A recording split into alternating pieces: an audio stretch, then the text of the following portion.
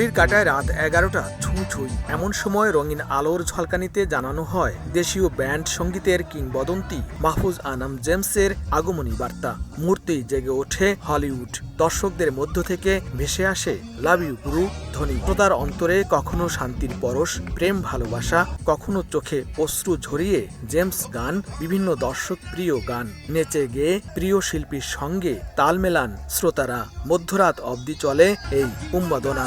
বিকেল থেকেই পছন্দের শিল্পীর গান শুনতে বিভিন্ন এলাকার মানুষ জড়ো হন স্মরণকালের এই বৃহৎ সমাবেশে। বলা যায় দুদিনব্যাপী বাংলাদেশ মেলার শেষ দিনটি ছিল উপমহাদেশের অন্যতম সেরা রকস্টার জেমসেরই। লস অ্যাঞ্জেলেসের ভার্জিল মিডল স্কুল মাঠের বিশাল মুক্ত মঞ্চে বিনামূল্যে দর্শকদের মেলা উপভোগের সুযোগ দিয়ে ইতিহাস গড়েন আয়োজকরা। বাংলাদেশের ঐতিহ্যকে প্রবাসের মাটিতে প্রজ্বলিত রাখবার জন্যে আমাদের এই ক্ষুদ্র প্রচেষ্টার সাথে আপনারা সংযুক্ত থাকবেন। আগামীতেও আমরা বড় ধরনের মেলা অনুষ্ঠিত করতে পারবো যদি আপনাদের সকলের সাহায্য ও সহযোগিতা অব্যাহত থাকে। আমাদের প্রজন্মের ছেলেমেয়েদের কাছে আমাদের বাংলাদেশের কৃষ্টি কালচার তুলে ধরার জন্য আমাদের প্রচেষ্টা, সেই প্রচেষ্টা আপনাদের সামিল হওয়ার জন্য ধন্যবাদ আপনাদেরকে। দুদিনব্যাপী এ মেলার প্রথম দিন বাংলাদেশি ব্যান্ড মাইলস ছাড়াও অনুষ্ঠানে স্থানীয় উত্তরণ শিল্পগোষ্ঠী, মাইম ও অন্যান্য শিল্পীদের পরিবেশনা মুগ্ধ করে দর্শকদের।